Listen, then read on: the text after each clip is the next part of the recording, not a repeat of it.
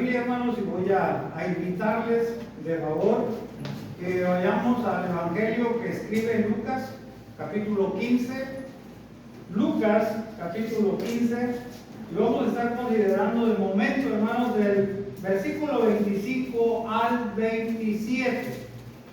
Lucas, capítulo 15, versículo 25 al 27. Y hermanos, vamos a considerar lo que ya hemos aprendido, hermanos, acerca del hijo pródigo. Vamos a hablar, hermanos, de una familia terrenal, una familia pequeña de 3 varones, por lo que la Biblia nos enseña, en la cual, hermanos, tiene 2 extremos, 2 partes bastante diferentes, aún siendo una familia pequeña. Una familia, hermanos, no tiene que ser muy numerosa para que tenga conflictos. Una familia, hermanos, no tiene que ser compuesta por muchos miembros entre los padres y los hijos para que también tenga mucha felicidad, mucho gozo. Pero esta, hermanos, en particular, en la que narra Lucas,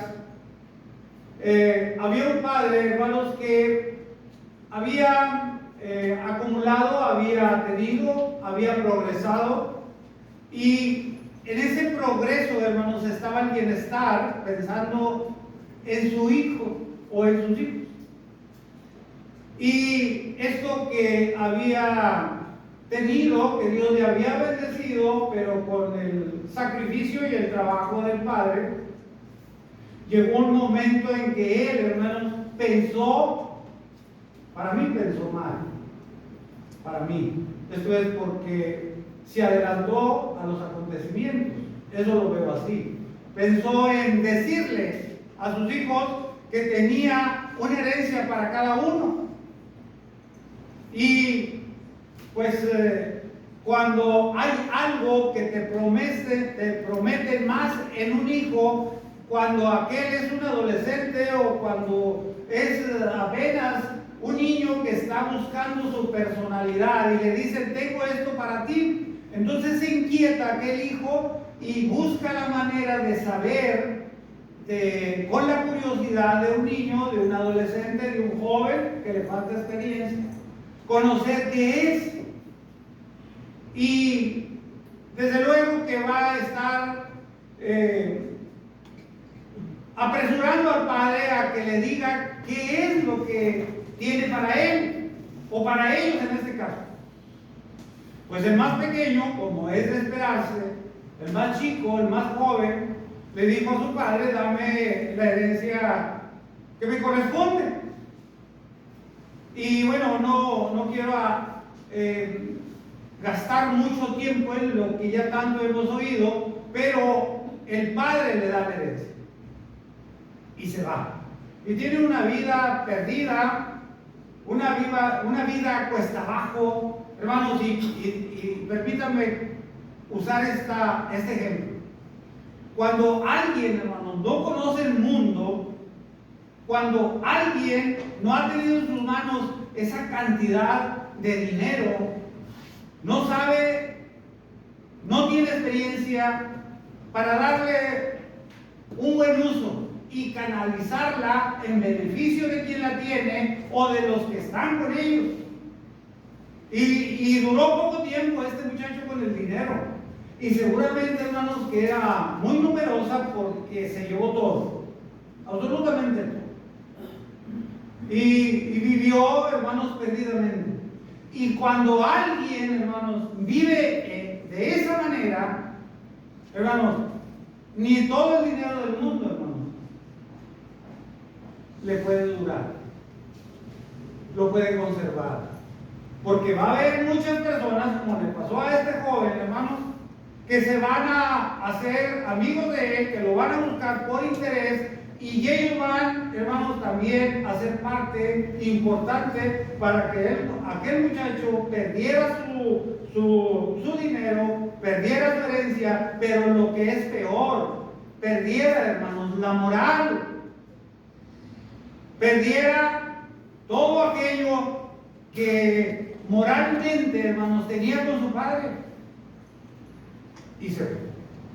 Y regresó. Cuando todo lo hubo malgastado, pasó una vida terrible, sucia en el alma, sucia en la conciencia, sucia físicamente. Pero siempre hay una oportunidad. Volvió a su padre y llega y le dice: Padre, no soy digno de ser llamado tu hijo. Hazme como uno de tus jornaleros, porque he pecado contra el cielo y contra Dios, y yo no soy digno de entrar a tu casa. A esta familia que fue una vez llena de tranquilidad y de paz. Y hermanos, eso pasa en lo espiritual. El mundo es muy atractivo, tiene cosas muy atractivas que le gustan al cuerpo, que le gustan a la mente, que le gustan, hermanos, a la vida natural que Dios nos dio, a la vida natural, no a la vida espiritual. Y hermanos, este muchacho perdió todo. Nada más que él tuvo la oportunidad de volver en sí. Porque alguien, hermanos, que no tiene estos minutos de reflexión interna y personal, sin culpar a nadie de sus fracasos en la vida, es capaz, hermanos, de volver con todo razonamiento y con toda la voluntad y con todas las ganas de volver a recuperar lo que tenía, a pedir perdón. Y no hay otra, hermano, no hay otra. Y las condiciones con las que fuera a pedir perdón, iba deshecho, pero estaba en pie. Y delante del Padre, hermanos, dijo estas cosas: pequé contra ti, pequé contra el cielo, ¿me entiendes? Pequé contra el cielo, pequé contra Dios y pequé contra ti. Hazme como los de tu jornalero. Hermanos, pero está el otro hijo mayor. Y ahí en el versículo 25, hermanos, miren los dos extremos, miren los dos pensamientos. Mire que no se necesita justamente estar en una familia de paz cuando los valores que se inculcan por los padres, hermanos, no son tomados en cuenta. Mire esto, miremos esto. Y esto sucede en la familia de Dios, que hoy también nos explicó el hermano José. Todas las bendiciones, todo lo que somos para Dios, todo lo que habremos de alcanzar, la herencia que Dios tiene para cada uno de nosotros, no solamente tendremos al Padre amoroso, benigno, paciente, que es nuestro Padre Celestial, sino que tendremos a nuestro hermano mayor, que seremos coherederos de la herencia celestial. Bueno, este joven, hermanos, el mayor, y ese es discúlpenme el alargarme en la introducción, pero ese es el tema, el hijo mayor. Y vamos a hablar ahora el otro extremo bastante diferente, aquel muchacho que a los ojos, hermanos, de la sociedad puede ser visto como un ingrato por haber gastado lo que no trabajó y en lo que no se sacrificó, pero ahora, hermanos, está en un lugar muy especial. Dice el versículo 25: y su hijo mayor, que estaba en el campo, y cuando vino, llegó cerca de la casa, oyó la música y las danzas.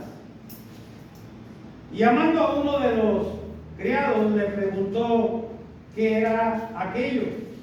Él le dijo: tu hermano ha venido y tu padre ha hecho matar el becerro gordo por haberlo recibido bueno y sano.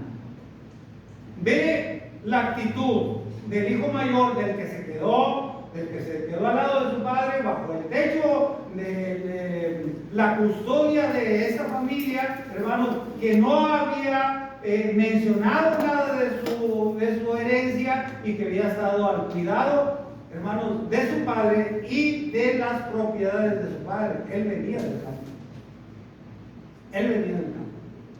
Hasta ahí estamos bien. Pero cuando escucha, hermanos, cuando escucha el convite y la fiesta y toda la algarabía, y eso mostraba que había felicidad en el hogar, había una fiesta. Entonces él no llega al lugar que era suyo y que él pudo muy bien cerciorarse de qué se trataba toda esa música y esas danzas y esa felicidad, sino que cerca de la casa le habla a uno de los criados, a uno de los trabajadores de aquel lugar, hermanos, y le dice: oye, ¿qué escándalo es este? ¿Qué está sucediendo en la casa? Y aquel siervo, aquel criado le dice: hay fiesta, porque tu hijo o tu hermano o el hijo de tu papá estaba perdido y ahora ya no es así. Ahora está en casa, lo ha recuperado, está sano, está salvo. Y por eso él consideró mandar uno de los mejores animales para hacer una fiesta, y lo puso ropa nueva y un anillo y lo cambió totalmente. Lo cambió por fuera, porque el muchacho había cambiado por dentro. Y eso es digno de hacer una fiesta. El Señor, hermanos, nuestro Padre Celestial, hace una gran fiesta cuando un pecador se arrepiente. Pero fiesta, una fiesta que considera a todos los seres celestiales, hermanos, unirse a esa fiesta. Porque un pecador como yo se arrepiente. Por eso es bien importante, hermano, entender, valorar y darle la dimensión que le da Dios a la familia espiritual.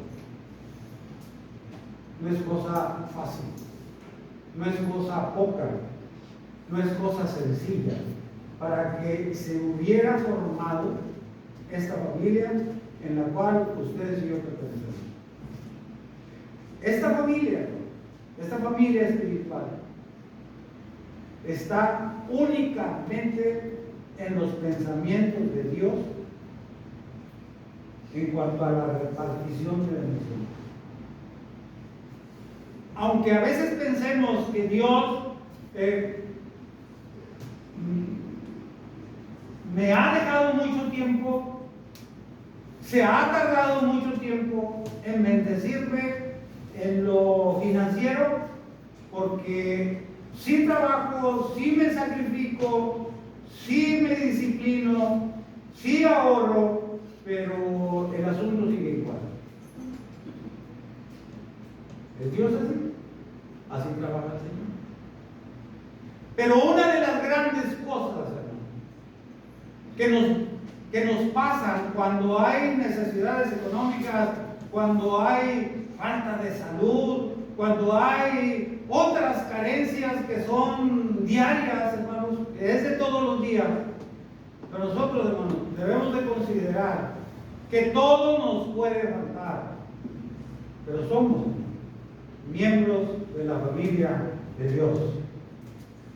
Con solvencia o sin ella, con paz o intranquilidad, con sobresaltos o en paz. Seguimos, hermano, siendo la familia de Dios, y eso es lo que interesa. Estamos en las manos de Dios, bajo el cuidado de nuestro Padre Celestial.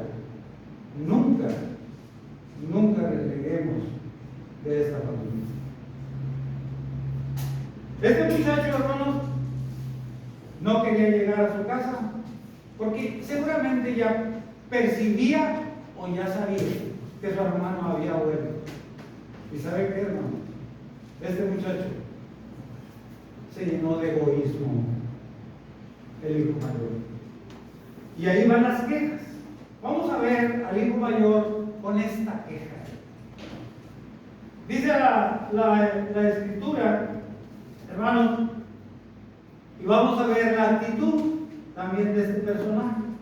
Allí en el versículo 29 al 30, dice la escritura, hermanos, en la historia que narra Lucas, dice ahí en el versículo 29, mas él respondiendo dijo,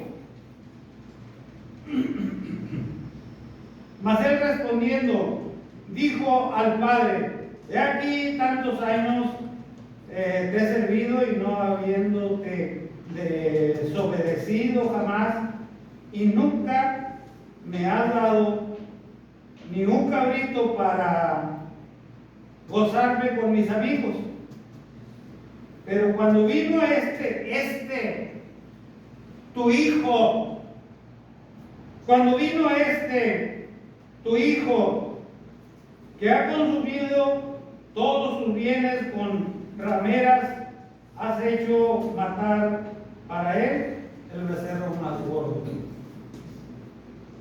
Egoísta. Cuando vino este era su hermano. Y este hermano vino a acompañarlo cuando él ya era parte de una familia, y que vino este segundo hijo, hermanos. Pudo haberse gozado este muchacho con él, pudo haber compartido los juegos, pudo haber compartido las travesuras de su hermano y pudo haber cambiado su vida. Y seguramente que cambia la vida de una familia, hablando en el sentido natural, cambia la vida cuando viene un segundo hijo a la familia. El muchacho ya no está tan solo, el primogénito. El muchacho tiene con quién platicar. El muchacho tiene con quién pasar tiempo. El muchacho tiene con quién compartir. Pero él, hermanos, él se refirió, tu hijo, como negándose a recibirlo como su hermano. Porque había hecho algo que era digno de tomarse muy en cuenta. Había no solamente gastado su dinero en algunas golosinas o compras propias de un joven, no, lo había gastado. Y se había corrompido aquel muchacho que no conocía el mundo. Había tenido malos amigos y se había juntado con malas mujeres. Había conocido el mundo y su profundidad. Y eso, hermano, se lo echó en cara al papá, que le rogaba tanto entrar a la fiesta. Que fuera también participante del gozo y de la felicidad que ahora tenía el padre, y con él a todas las personas que lo acompañaban, porque aquel muchacho se había perdido y había ahora vuelto al hogar. ¿Sabe lo que cuenta un hermano en la iglesia? Y hablo de ambos sexos. ¿Sabe lo que cuenta? Primeramente para Dios, que por él, que por usted y por mí, dio a su hijo en sacrificio. Eso es lo que cuenta un cristiano, un hermano que forma parte de la iglesia del Señor, del pueblo de Dios, de la familia de Dios. Por eso, pensemos una, dos, muchas veces, para tratar a un hermano cuando vienen esas condiciones del mundo.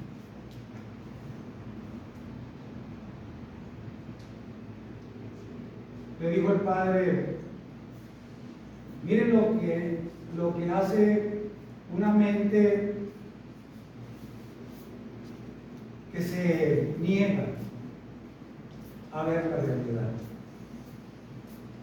Le dijo el padre, tú has estado conmigo siempre, no necesitas un cabrito, tú has estado conmigo siempre y tienes la libertad de tomar no solamente el cabrito, sino tomar de lo que hay en la casa.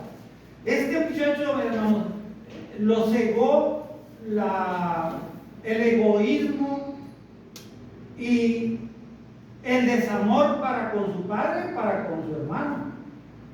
Porque él, hermanos, al quedarse en su casa, no solamente quedaba su herencia que el padre repartió a cada uno de ellos, sino que daba lo que le correspondía al padre. Lo del padre era él. Él ya no tenía lo del padre, ya no tenía que repartirlo a nadie más, sino él podía hacer uso de lo que el padre tenía. Tenía doble, hermanos, porción de herencia.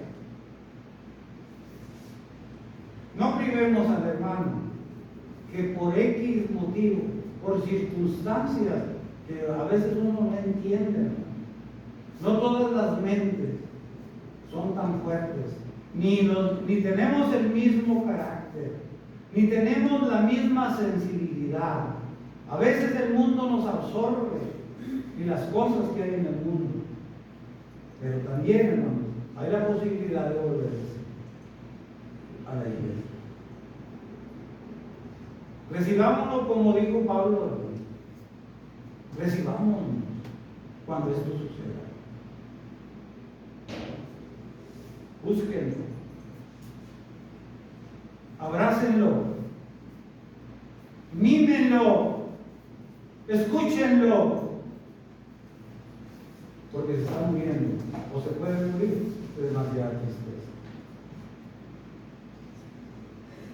Leamos el regreso del hijo que se fue. Su morar por los suelos,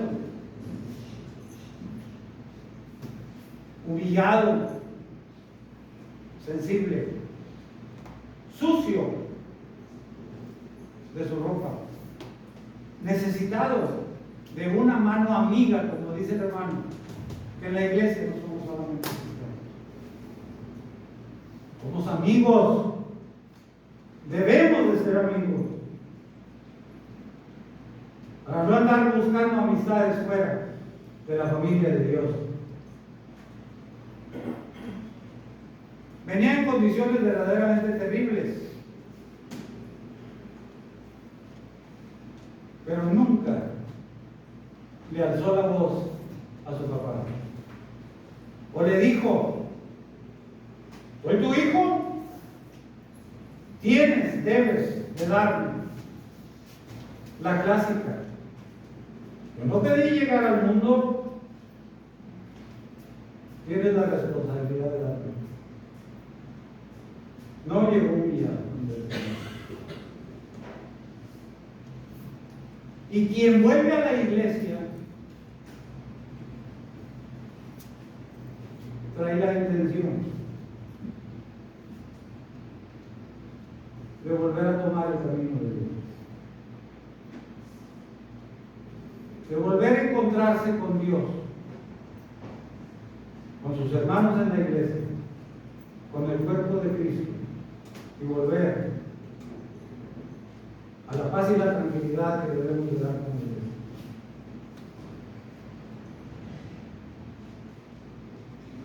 A veces, hermano, somos tan duros y a veces hasta crueles,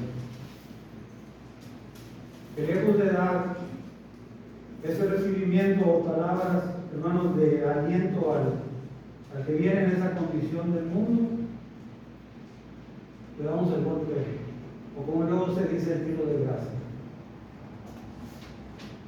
No es así. No debe de ser así.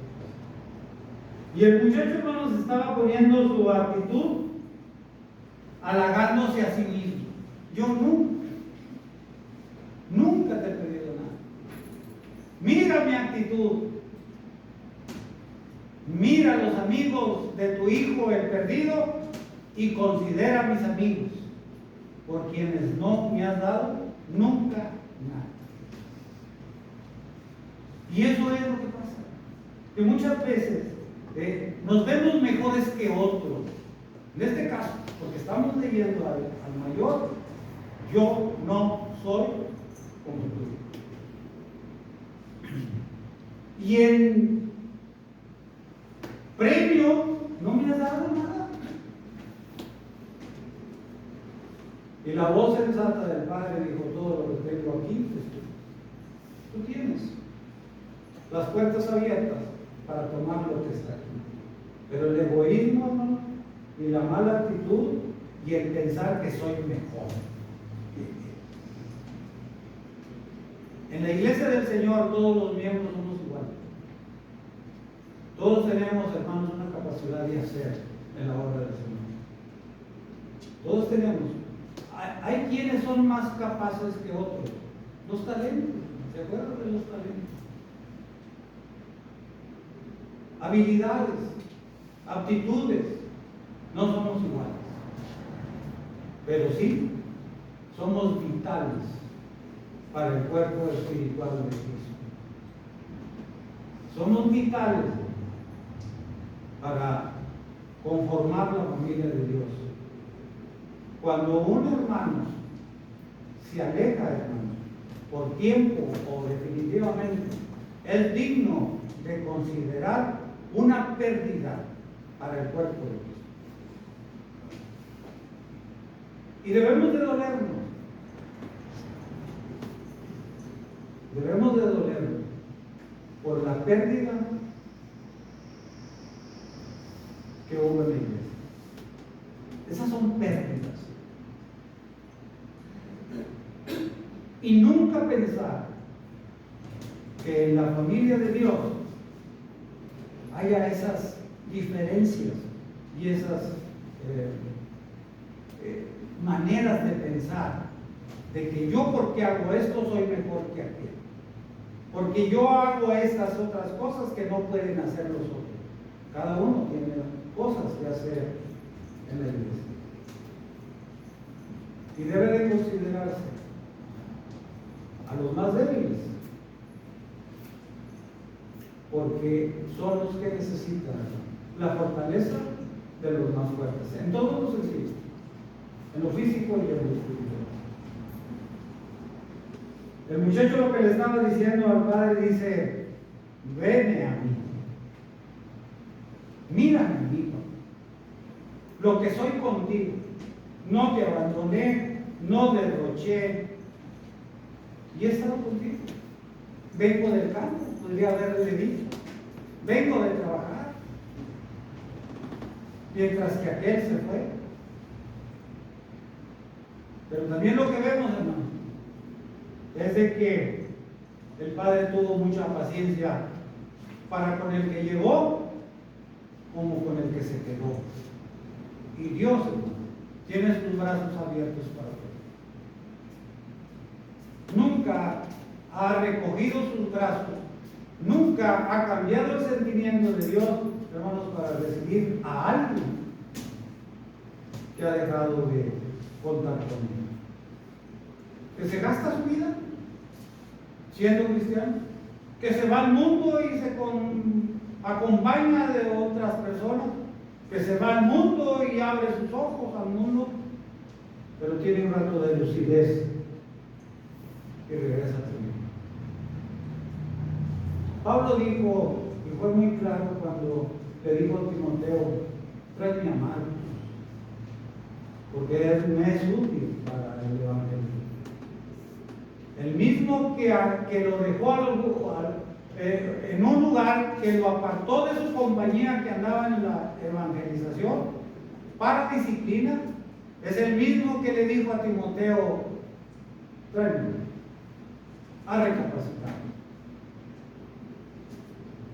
Mientras haya vida, hermanos, el cristiano que deja la iglesia tiene la oportunidad de Dios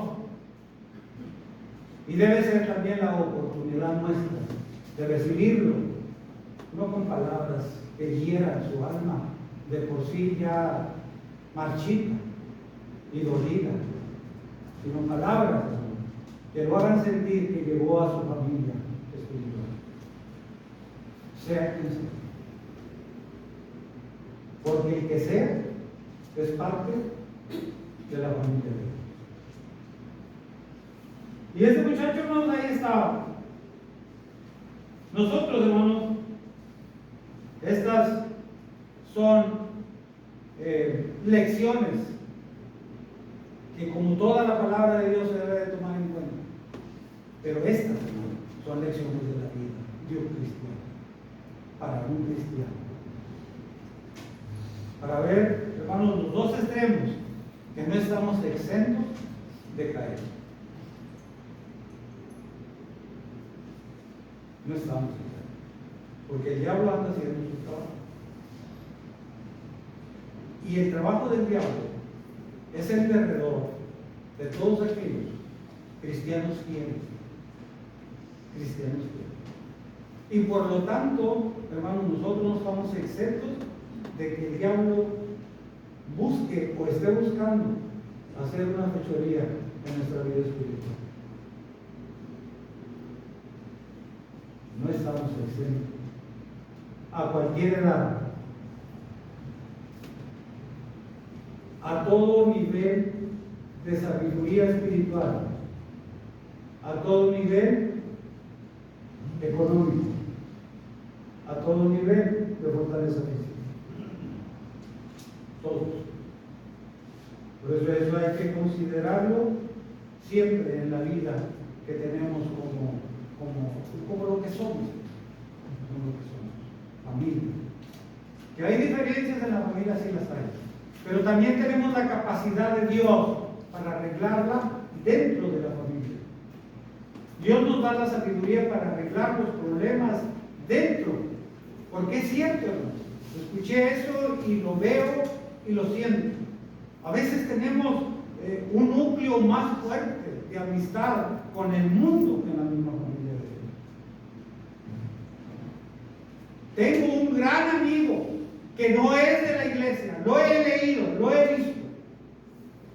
Porque en la iglesia dice así, las personas que escriben siendo cristianos, porque no dejan de serlo, digo, hay pura hipocresía, y eso no es verdad. Hay debilidad humana, hay debilidad espiritual, pero de que somos hijos de Dios, somos hijos de Dios.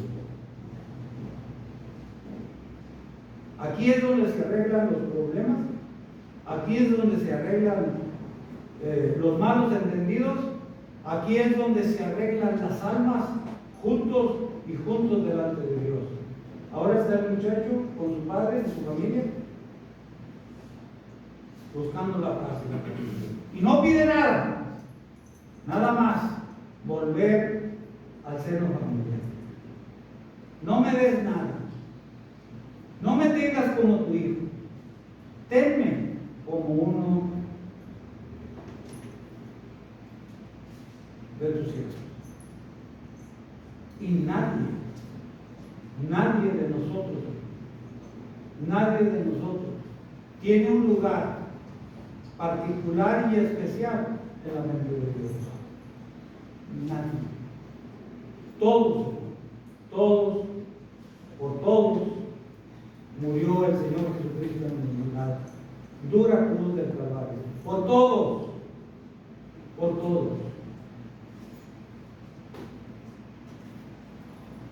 Como el asunto de las ovejas.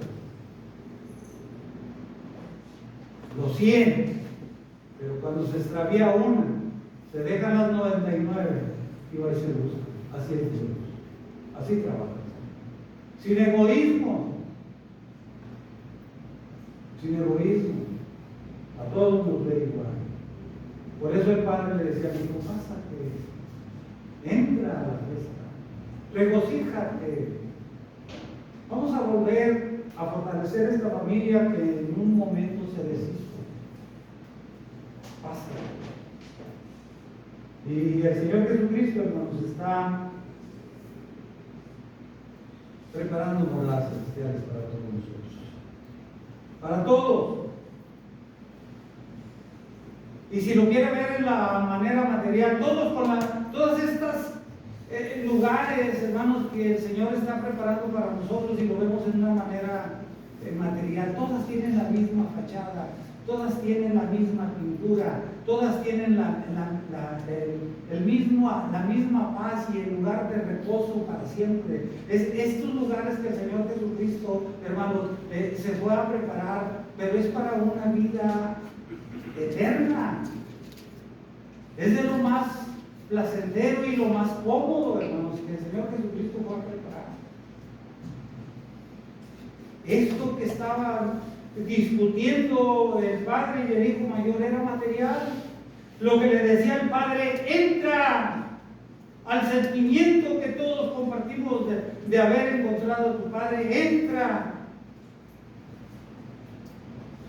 Por eso, hermanos, debemos de poner atención en las normas que deben regirnos espiritualmente. Con esto voy a terminar ahí en Mateo capítulo 5. Mateo capítulo 5. Hay normas de cómo tratarnos nosotros como hijos de Dios, como familia de Dios, como hermanos, como cristianos, como miembros del cuerpo de Cristo. Mateo capítulo 5,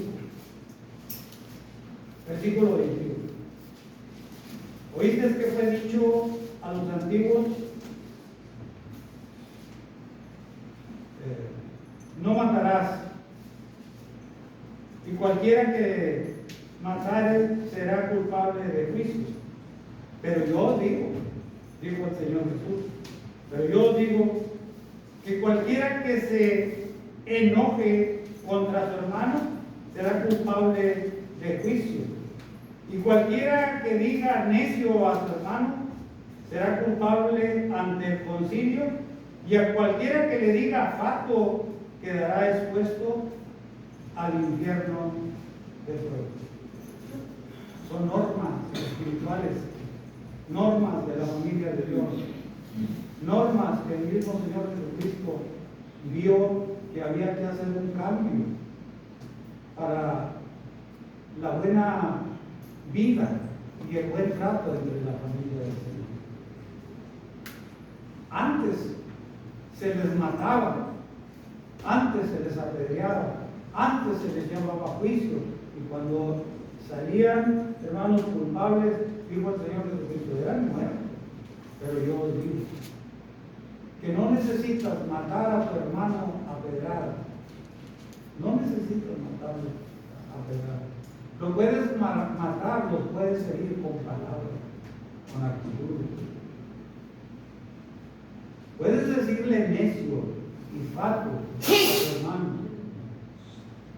pero ya tienes un lugar eterno, que no es lo que el Señor Jesucristo está preparando para cada uno de nosotros, que no es el infierno, dijo el Señor.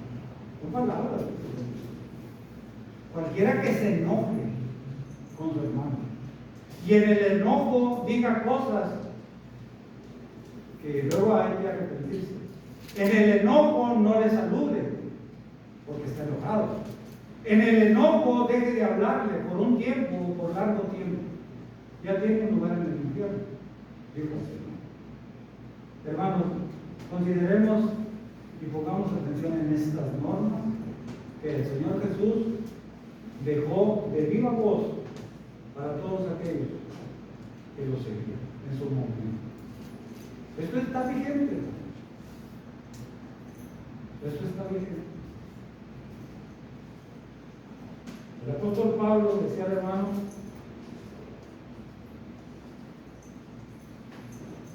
aclaraba y concientizaba a la iglesia que estaba en Éfeso, que no quitaran de su mente, a pesar de todos los pesares, que a pesar de todas las circunstancias, que a pesar de todos los problemas que pudiera haber dentro de la iglesia, que recordaran siempre que eran familia de Dios. Somos una familia. Y la puerta de este lugar donde se reúne la familia de Dios y la puerta de los corazones de cada uno que conformamos la familia de Dios debe de estar abierta para darle, hermanos, palabras de aliento y hasta de disciplina, como no. Pero un lugar al hermano que viene, o hermana, o quien sea, que viene tan golpeado del mundo. No dejamos de ser familia de Dios. Vamos a dormir, a acostarnos, orando por la familia de Dios, y vamos a despertar pidiendo a Dios que a todos nos vaya muy bien. Dios les bendiga.